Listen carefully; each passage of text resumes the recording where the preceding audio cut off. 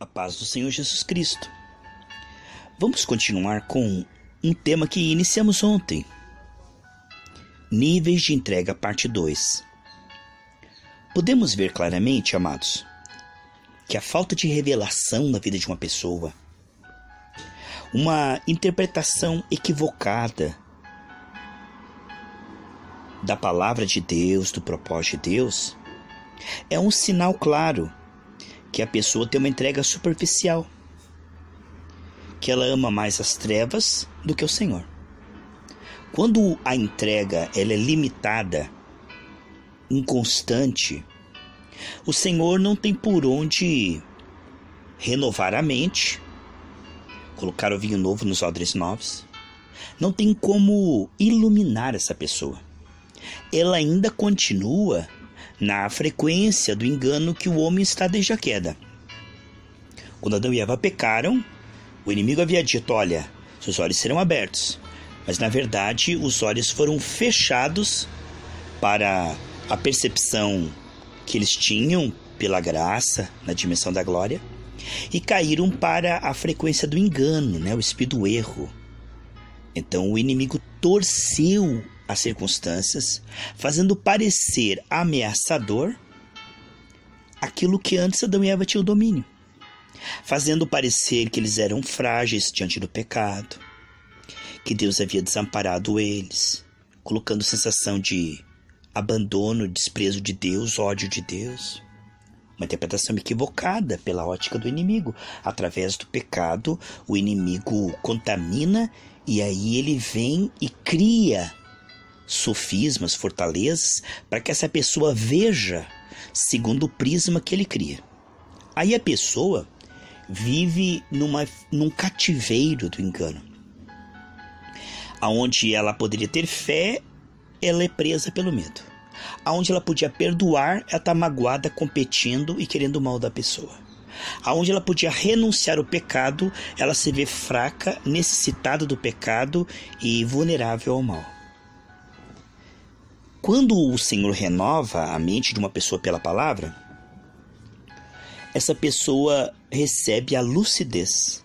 A verdade liberta o homem desta interpretação carnal, que lá em Tiago diz que a interpretação carnal ela é diabólica. Somente Jesus é verdade e somente Jesus pode abrir os nossos olhos para perceber a verdade, porque desde a queda o homem está na frequência de interpretar, mas não de acordo com o espírito, mas sim as variações da alma, afetado pelo diabo. Aqui eu quero ler um texto da Bíblia para você, João 8, 43 ao 47, veja aí. Por que vocês não compreendem a minha linguagem? Olha a pergunta de Jesus. Por que vocês não conseguem entender o que eu estou falando? É porque vocês são incapazes de ouvir a minha palavra.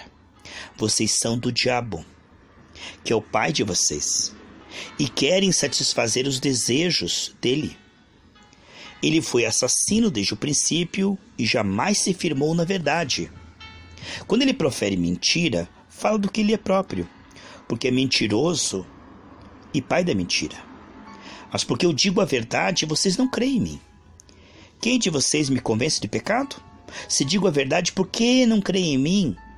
Quem é de Deus ouve as palavras de Deus. Por isso vocês não me ouvem, porque não são de Deus. Forte isso, né, irmãos? Então a pessoa que não saiu da frequência do engano, ela não consegue entender as coisas de Deus, que para ela lhes parece loucura. Como a pessoa vai crer se ela não renuncia àquilo que é do inimigo e ainda continua contaminada? Como é que ela vai chegar ao entendimento, O escarnecedor, ele tenta alcançar o conhecimento, mas ele não consegue. Porque os limpos de coração verão a Deus e terão este relacionamento vivificante. Enquanto a pessoa tem um ídolo no coração e não renuncia, Jesus falou: se alguém não renuncia, não toma a cruz a cada dia, não pode ser meu discípulo. E que não pode aprender as verdades que eu quero ensinar. Ela não consegue, não é um problema de QI. A Bíblia diz em Efésios 4,18 que pela dureza do coração ele não entende. Ele está preso ao engano.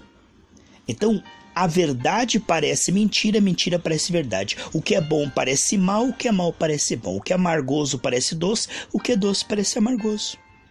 Então a pessoa ela é incapaz de entender a verdade assim como ela é, senão pelo Espírito da verdade. E aí a pessoa, ela tem um pecado de estimação, ela não renuncia, ela fica morna no meio do caminho, dá lugar para Deus e dá lugar para o diabo. O que acontece?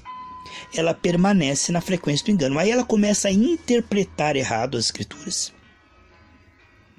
E ela não entende o que o Espírito quer ensinar, porque ela não ouve, não tem ouvidos espirituais. Ela é carnal, ela está na frequência da informação diabólica, interpretação pela ótica do inimigo. Então quando você vê uma pessoa que falta revelação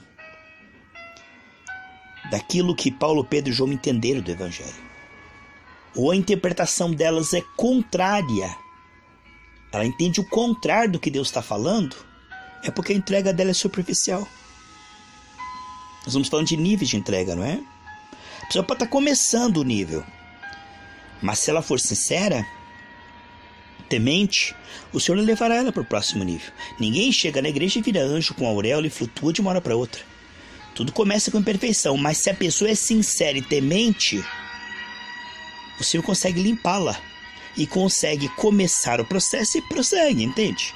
Mas se a pessoa ela não é uma pessoa temente, humilde, ensinável, se ela é soberba, se ela tem uma coisa resistente à graça, o que vai acontecer é que por esse nível de entrega, ela ainda vai ficar vulnerável ao engano. Provérbios capítulo 8 diz assim: mas quem peca contra mim violenta sua própria alma, né?